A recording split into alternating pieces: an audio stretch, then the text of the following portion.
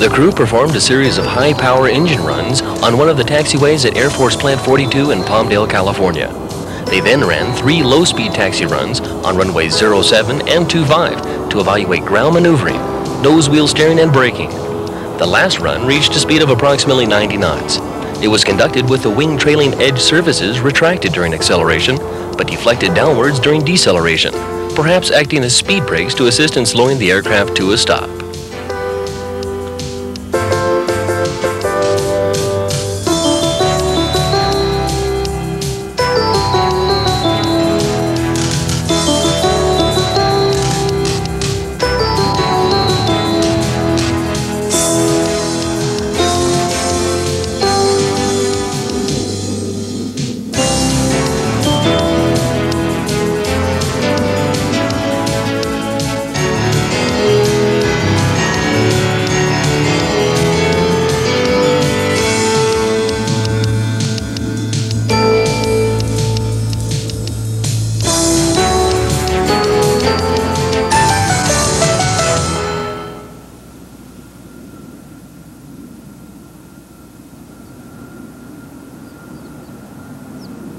We did 3 taxi tests this morning at different speeds, up to 90 knots. That was the highest speed we saw as part of the taxi test. And these tests were done to check the maneuverability of the aircraft, the nose wheel steering, and the braking systems. And the tests were, we consider at this point in time to have been conducted successfully.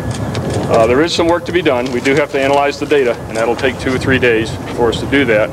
And we also have to do some additional work on the airplane to get it ready for the next event, which is the high-speed taxi, and that'll take place later this week in preparation for the first flight activity. So that was basically that's basically what we did this morning. The weather was good to us, and we were able to get all 3 runs in and get it done today. What were the problems you were talking about? Can you tell us what? Well, we didn't really have any problems. We just have some additional work that we have to do. What sort of work? Work in terms of finalizing the airplane and getting it properly configured for the high-speed taxi test, and just running through the system checks one more time to make sure the systems work the way they did before they went out this morning. Do you have any problems with overheating and braking systems or overheating engines or anything like that? No. This morning the temperatures were all in line. All the data we saw fit what we expected to see. The brake temperatures were all good. We did have to sit down the other end and wait for them to cool, which is what the airplane is doing now. It's waiting for the brakes to be cooled. And we'll do a couple more short tests this morning to take a look at some systems, and then we'll take it back inside. General, there were several times that black smoke was seen kind of puffing from the aircraft. Yeah. Can you tell us a little bit about that? Yeah, out of the top of the aircraft. Yes. We noticed that too. We think it's the APU exhaust, the auxiliary power unit that we have on the airplane, and it's just a normal exhaust kind of cleaning itself every so often. You have split ailerons, which is what the original flying wing had. It has a throw that I've never seen one quite that big. It looks almost 90 degrees. What do you use those things for? There are split elevons on the aircraft, and they are used for control in the yaw axis. Okay. You said that Any up others? to 90 knots. What will your high-speed test be? The high-speed test will be a little bit higher than that, but the 90 knots is what we did for the low speed. General, are you feeling any particular pressure considering that Congress is considering funding for this program now? No, I don't think so. Everybody in the Air Force is convinced that we're working the schedule in the right manner. We're going to make sure the airplane works right before we go into any of the hazardous testing. And of course, that's what flight test is. But no, everybody wants the program to be successful, and the one way to be successful is to make sure it works right before we test it. General, did you talk with the crew at all, and if so, what were their comments? No, I haven't had time to do that. They were still in the cockpit doing the cool down and a couple of other short tests, but they haven't had a chance to talk to them, and that'll be part of the debrief and analysis that we'll do over the next couple of days. General, this is this kind of media coverage for this kind of event is obviously kind of unexpected, both on our part and I'm sure on your part. What's the thinking behind, in a sense, going public with the B-2 flight testing? Well, it's we were going to do the test. We knew that you all would be here once we brought it out on the runway anyway, and I noticed watching the TV monitors this morning that traffic was stopped on Sierra Highway while we were down that end of the field, and as I drove around, it was stopped down this end. So I think it's fair to say that we just felt an opportunity for you all to come out and watch us do the final set of tests and take part in that. So. Anything lost by this public scrutiny? I don't think so. No, I don't think so. I think we're in good shape there. You didn't have any shrouds around the tail end as you were going up and down, as you did in the rollout. Is that no longer such a big secret? Well, no, we've overcome. Well, of course, we had to have the shrouds off to be able to operate the flight control surfaces. So that was, as far as operating the aircraft, that was the reason for doing that. General, okay, I guess one more. What's the orange structure on the tail end? That's for spin chute or something? No, that's the trailing cone. The trailing cone device, which will extend on the first flight and which allows us to calibrate the air data system against free airstream behind the aircraft. Okay, thanks very much, and thanks for coming out. On Thursday, July 13th, 1989, the B-2 appeared again, made 2 short taxis up runway 22, and a final high-speed taxi in the opposite direction on runway 04. It was immediately noted that approximately 16 red diamonds had been added to various points on the aircraft's surface to enhance radar visibility should the bomber accidentally take off during the high-speed run.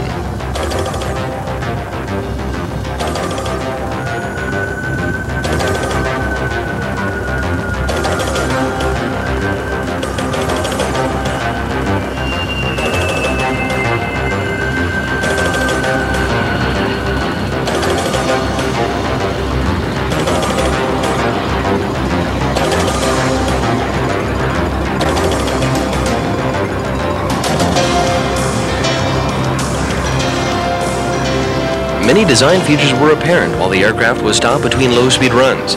The trailing edge of the wing consists of a number of movable control surfaces. The outermost surfaces, called split rudders, have upper and lower portions which move independently. They seem to function both as rudder and when deployed at the same time as speed brakes. The remainder of the surfaces appear to function similar to normal wing flaps, increasing wing lift for takeoff and landing. The purpose of the beaver tail at the aft end of the center body is unclear, but sources have said that it is a complex device that was quite difficult to design. An orange extendable trailing cone is fitted to provide a reference source of static air pressure for airspeed, altitude, and other air data calibrations.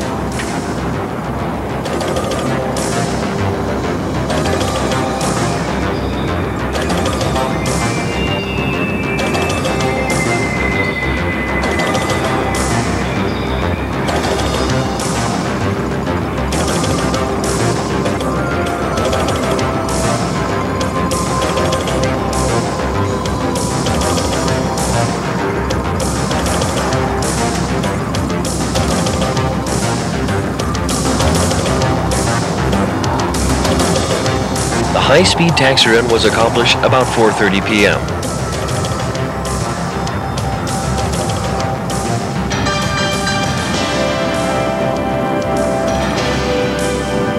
Pilot Bruce Hines accelerated the B-2 to 115 knots and raised the nose wheel about 4 feet.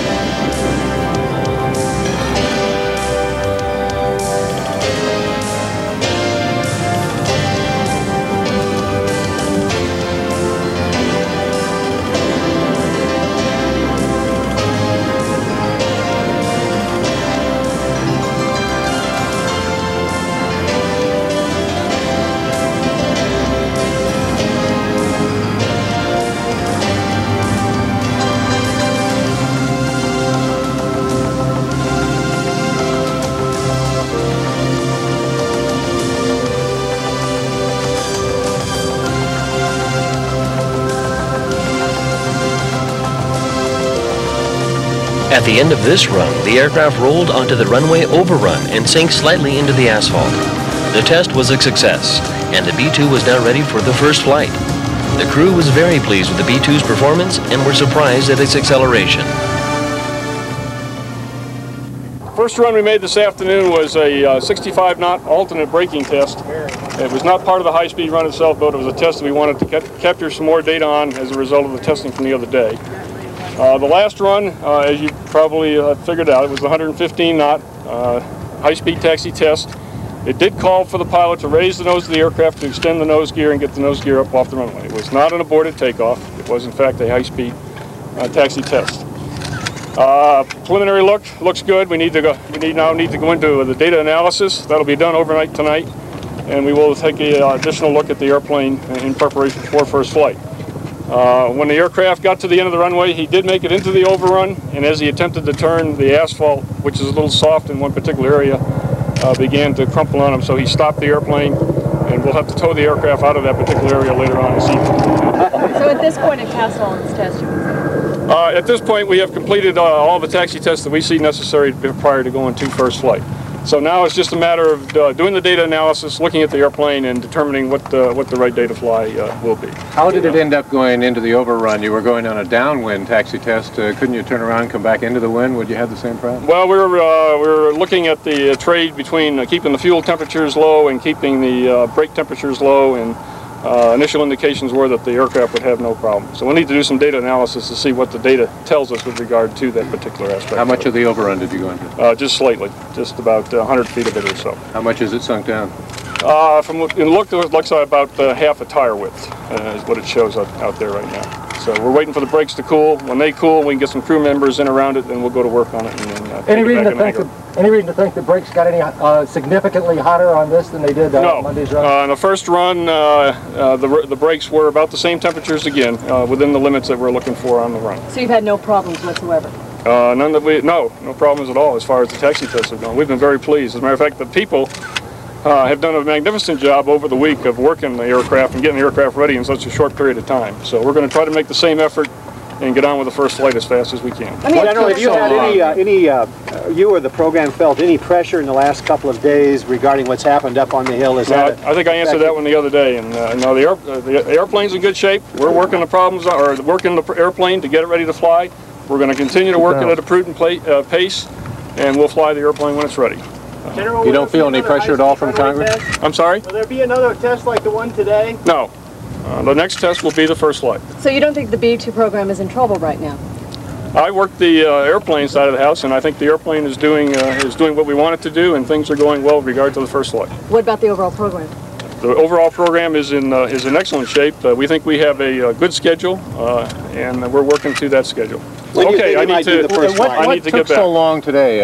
Why did you go at the end of the window instead of earlier in the morning? Well, we were working a number of issues relative to the telemetry. We also had to bring up the Edward TM room today in case the taxi test did turn into the first flight. So there were just a number of comm, telemetry, just a number of things that we worked over the course of the day. Saturday, July 15th, dawn clear and calm. The B-2 was ready for its maiden flight. Shortly after 6 a.m., the craft taxied to the end of runway 04.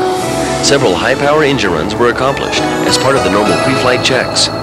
Low fuel pressure readings were recorded, indicating a potential lack of sufficient fuel flow to the engines. The flight was scrubbed, and the B-2 taxied back to its hangar. Meanwhile, a private pilot in a Cessna 172 landed on runway 22.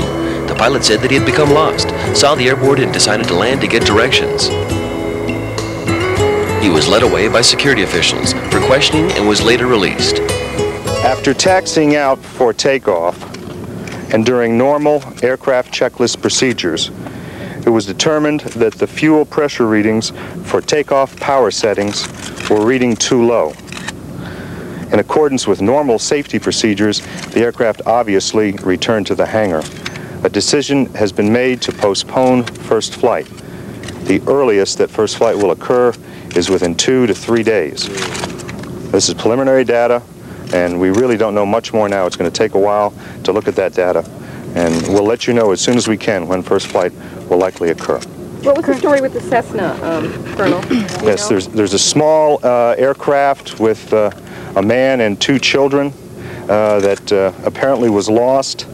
We tracked it in to the airspace, allowed it to land.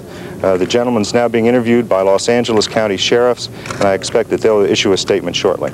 Was that any factor at all in the decision today on proceeding with the B-2? No, none whatsoever. We err on the side of safety, and safety is first, and the problem that I mentioned was the reason that we decided to postpone. Colonel, say that again. Did he land with permission of the airport? Yes, we allowed him to land, and then obviously he's now being interviewed by Los Angeles County Sheriff as to why he came into this airspace. At least Monday, if not Tuesday, is that what we're talking about? 2 to 3 days. We'll give you a better idea as soon as we know. Not before Monday, is that what you're saying? 2 to 3 days is the earliest that we will fly. Doug, was there any fluctuation in that pressure in any of the 2 tests last week? Anything at all? I really can't answer that. This is a problem that as far as I know, is preliminary, came up today. The engineers are really going to have to take a look at it. Were they significantly low? They just told me low, and that's all I can go on for you. Fuel pressure readings. Yeah, they're fuel pressure readings. Do you know what the Cessna was out of, by any chance? I don't, no. The pilot's not under arrest, just being questioned. He's being questioned, that's correct. Questioning here or at the sheriff's substation? I would guess you'd call a sheriff's substation. They should be able to tell you that. Was the Cessna in the way of the takeoff? No. So had the fuel pressure been all right, it would have been able to circumvent the Cessna. Yes, certainly. We decided to postpone for safety reasons alone on the aircraft. It had nothing to do with that aircraft. Doug, when they were at the end of the runway, running the engines up and down, were they fooling with it then? I mean, at what point did they notice the low pressure? I really don't have that data. I would think that it was simply very soon before they decided to taxi in. As I said, we err on the side of safety, and that's why we've gone in and postponed for the day. I really have no more data for you on that I can share. I wish I could, but I'm not an engineer, and the engineers have to take a look at that. All we know is preliminary now. 2 days later, on Monday, July 17th, the B-2 again taxied out of the Northrop facility at Palmdale.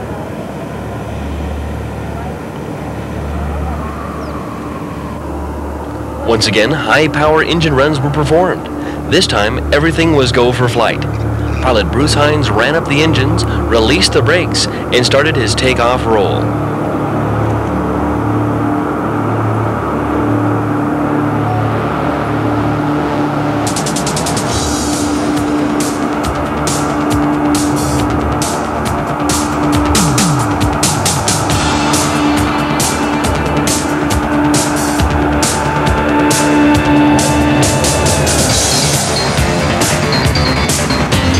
At 6:37 a.m., using only 5,000 feet of runway, the B-2 was in the air and on its way into the history books.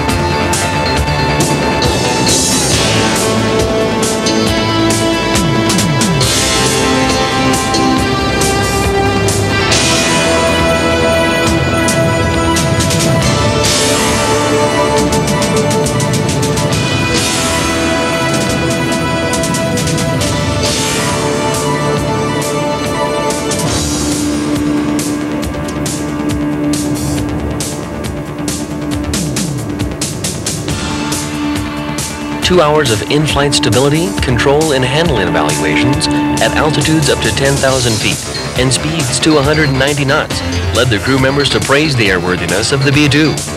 Performing maneuvers such as pitch and yaw doublets, bank-to-bank rolls, level turns, and others prompted comments that the B-2 flies like a real airplane, is very nimble, has a very good roll rate, and the aircraft systems are very user-friendly. Both pilots said the aircraft flight characteristics closely matched those that they had seen in the flight simulator.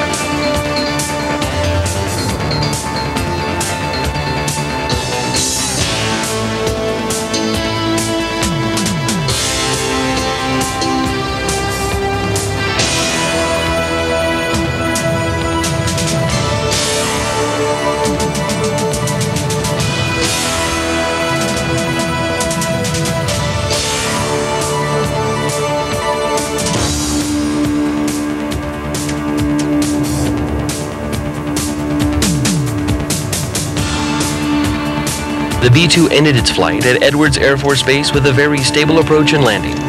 The approach speed was 140 knots with light winds.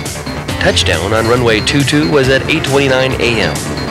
The aircraft was taxied to the B-2 test complex at Edwards South Base area, where we'll undergo a thorough inspection and be prepared for further flights. Said Pilot Hines after the flight, "It's going to be a very easy airplane to fly."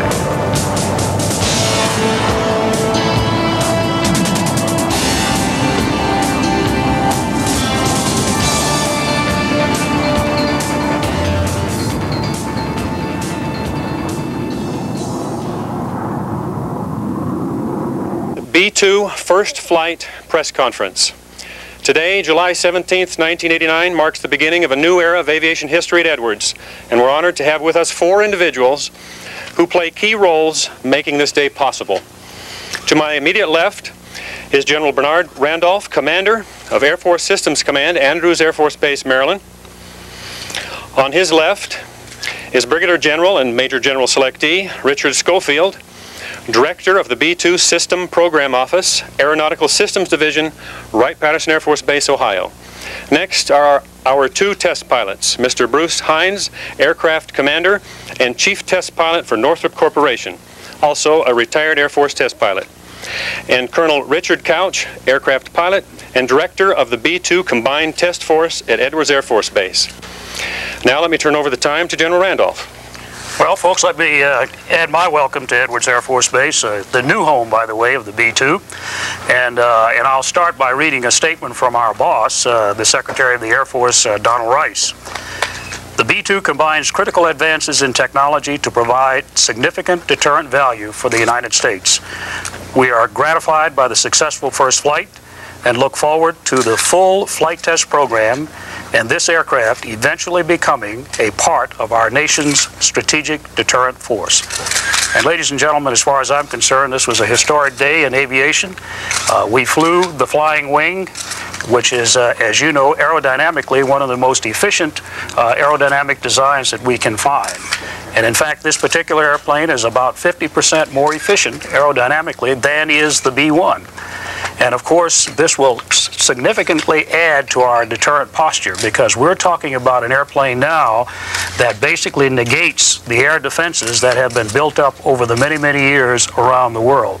So the fact of the matter is that this is a tremendous step forward, and we're extremely pleased with the performance that took place today. Now let me also point out that I told you that we wouldn't tell you about the first flight and wouldn't give you a chance to know about that. Our public affairs people pointed out that it was most important that you folks get a chance to see what was going on, and hopefully we gave you a good seat, and hopefully you got a chance to see exactly how smoothly the airplane flew and what a great job was done in putting this airplane together. But with that, I know you don't want to hear from me. You really want to hear from the 2 guys who flew the airplane, and we'll turn it over to them and let them discuss the tape. We were very pleased with the performance of the aircraft. It is very close to the simulation that we've done. I think most of you know that we've put a lot of upfront time in laboratories and simulation, and the flying qualities were matched very closely with what we've seen in that. Some areas were slightly better, particularly in the arena of ground effect. We found that the airplane performed a little better than the simulation. Ground handling, as you can see here, is very nice. We have you can see it's very maneuverable on the ground.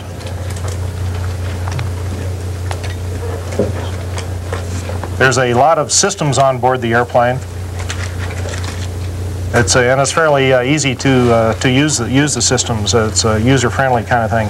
The 2 of us, a big complex airplane like this, in a 2-man crew is noteworthy also. Rick, why don't you cover the takeoff there? Well, the takeoff was a little frantic to start off with because of some communication problems we had, and that were not with the airplane, but in just talking to mission control, the people that were controlling us. We started the roll, and you notice that at about 3,500 to 4,000 feet, Bruce is going to start easing back on the stick, and he was trying to attain a 7.5-degree pitch attitude for rotation and never got there. The airplane just very smoothly came off the ground. And let me tell you, we were fairly busy throughout the takeoff roll, so we really didn't have time to worry much about whether or not it was going to come off the ground. And it just smoothly came off the ground, hardly even knew that it had. That's a beautiful sight. We went out in the area and did our test maneuvers. We did 3 basic integrated test blocks to check out the flying qualities and stability and control of the airplane. Very nimble aircraft. They don't show some of the bank-to-bank rolls, but that was particularly impressive. It has a very good roll rate for a big airplane. On the landing, very stable, rock stable on final. You can see us coming in for the landing. Just a very slight aft stick pressure, just hold that and it touches down very smoothly. Grade A landing. I had to ask the tower if we were on the ground. Yeah. It's going to be a very easy airplane to fly, I think. Very simple airplane aerodynamically. So I think everyone's going to enjoy flying this airplane. And if we appear giggly about all of this, it was kind of fun. I just wanted to get some feeling for the takeoff roll, the landing roll, just maximum altitudes, airspeed, some of the numbers you achieved during this first flight, and configuration as well. Go ahead. Okay. Well, this was a gear down flight, as you know. So takeoff roll was in the 4,000 to 5,000 foot arena.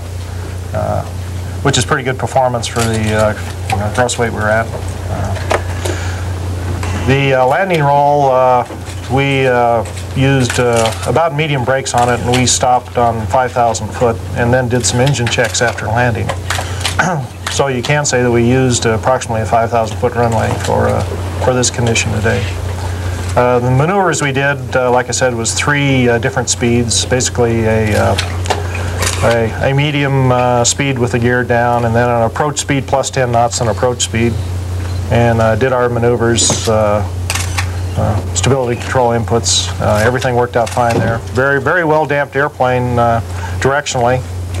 1 overshoot, steadies right up, so directionally it looks very good. Pitch almost dead beat, and of course the roll very well roll damped with that big wing, as you can imagine. So. Associated Press. Were there flight characteristics significantly different flying an all-composite aircraft?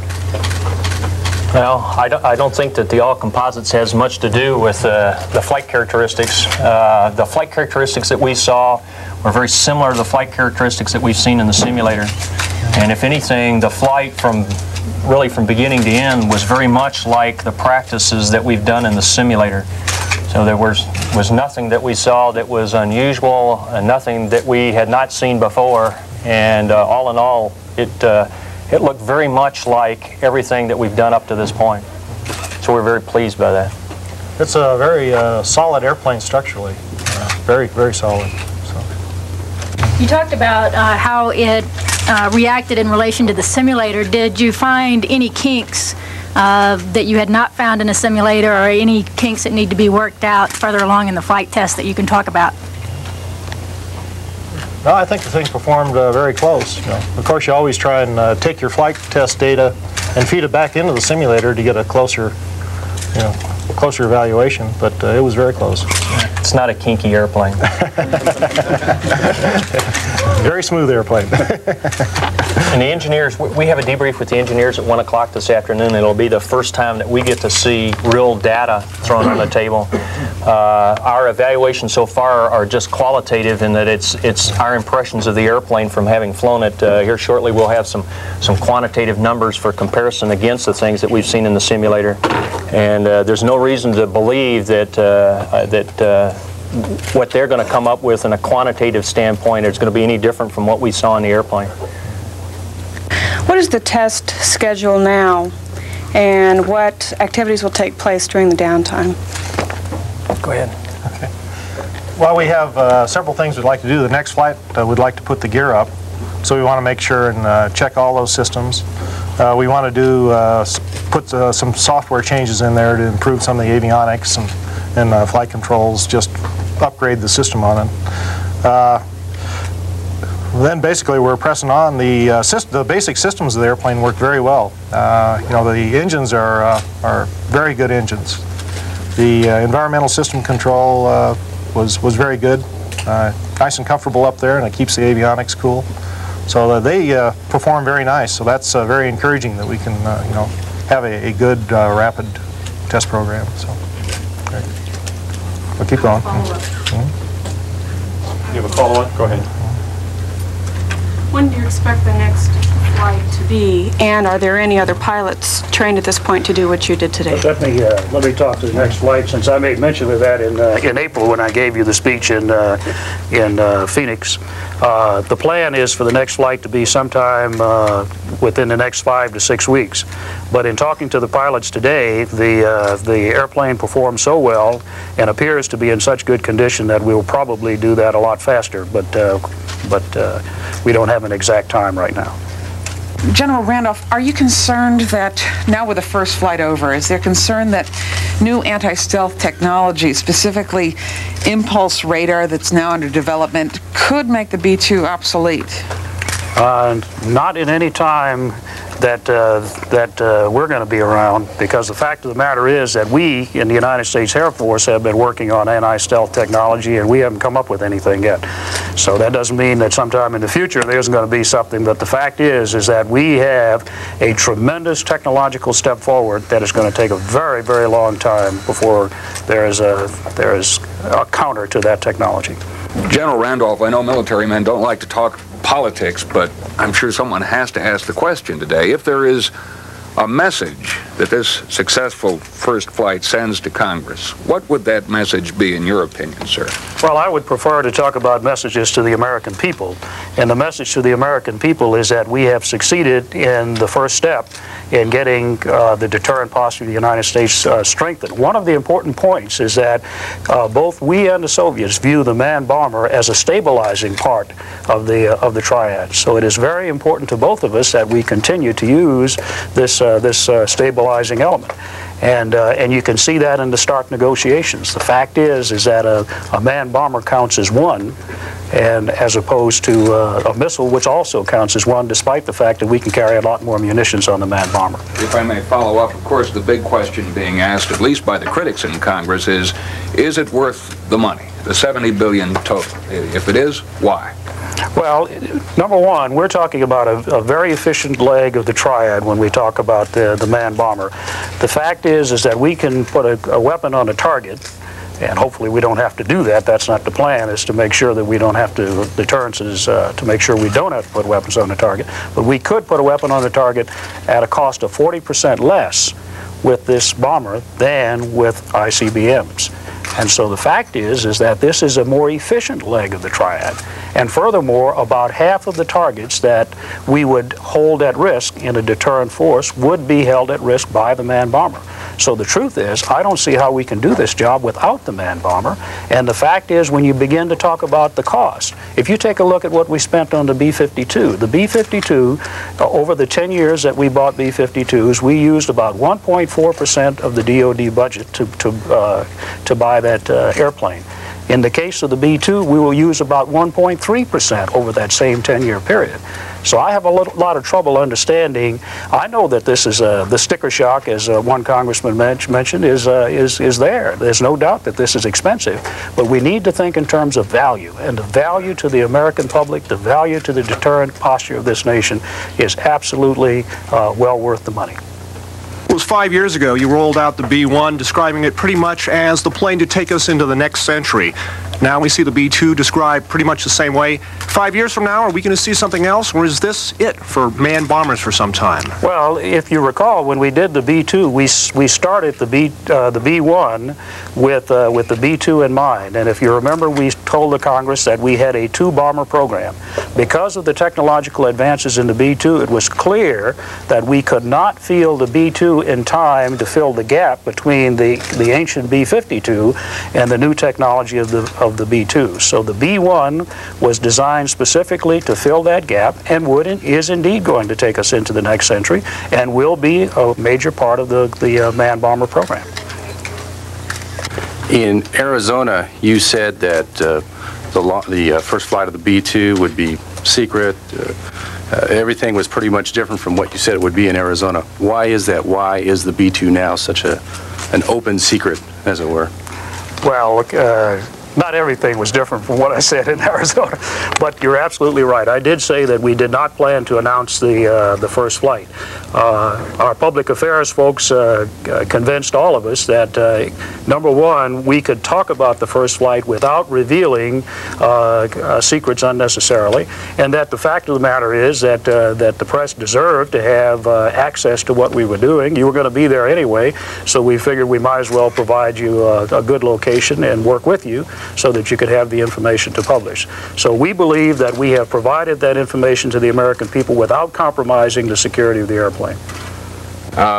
Getting back to the questions that were raised a few moments ago regarding the stealthiness of the stealth bomber, could you share with us whether any effort was made to track today's flight using radar or other electronic means, and if so, how'd you do? Well, as you may recall, we had one release a few days ago in which we said we would specifically add signature enhancers to the airplane so that it could be tracked by radar.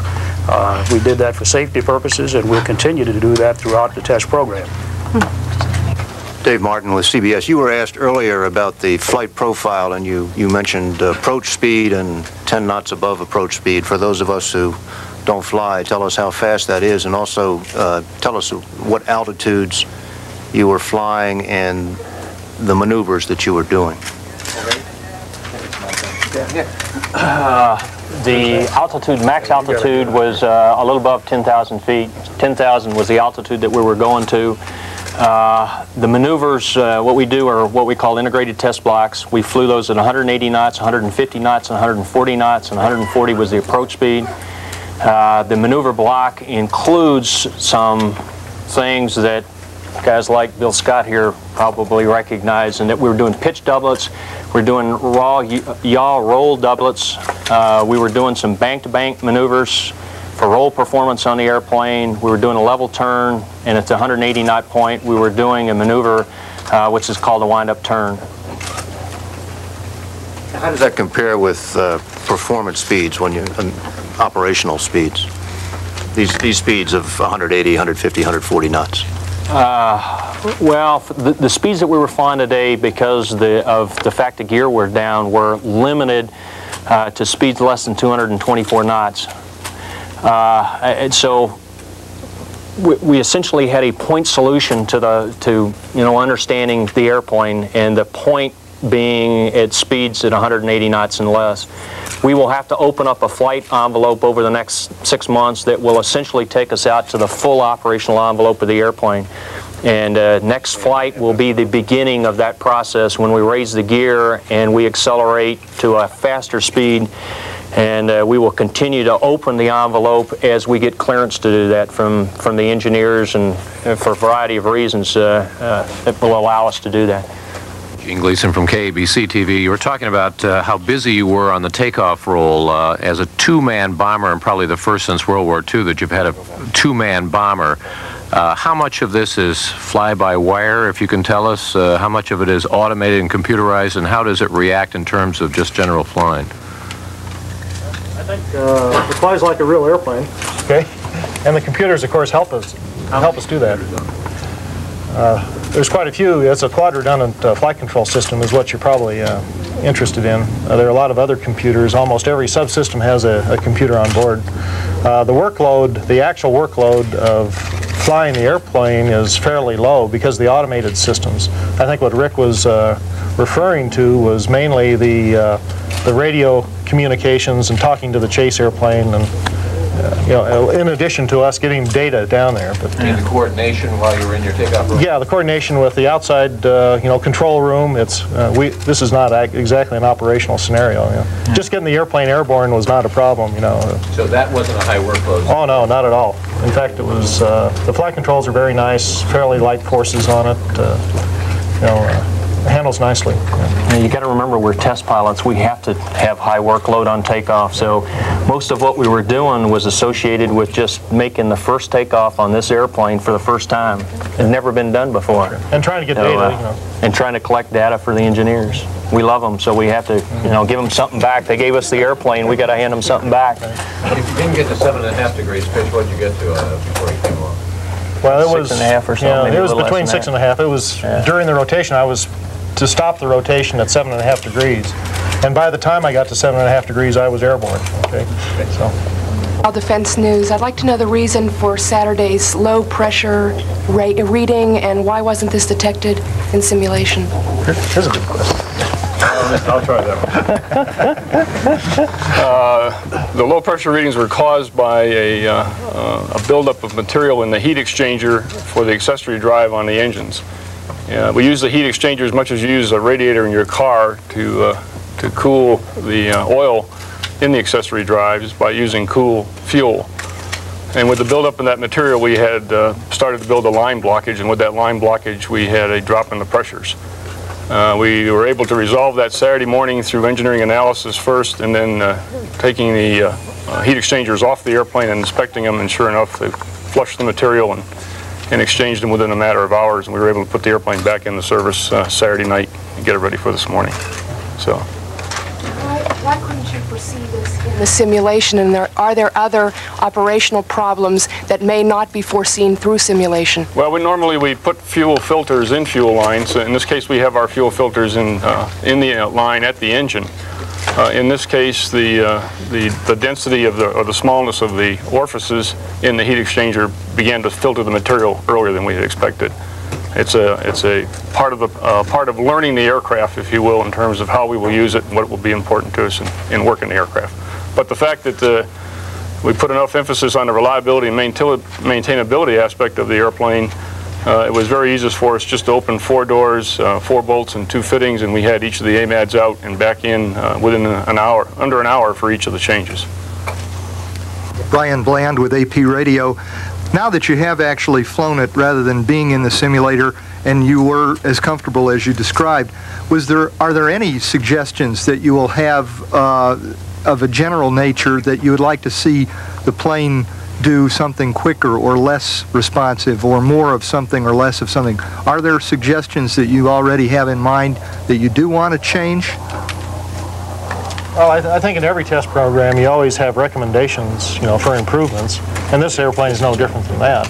There are no major things, if that's your question. There's always minor tweaking that you like to do, but we've got a very good start on it, I think, and the simulation and the amount of upprint thing, I think, will reduce the amount of recommended improvements that I think you'll see in this program. For California, and when will the next B-2 be flying from Palmdale to Edwards Air Force Base? Right now we're looking at the late spring time frame of next year for the next aircraft. Thank you very much.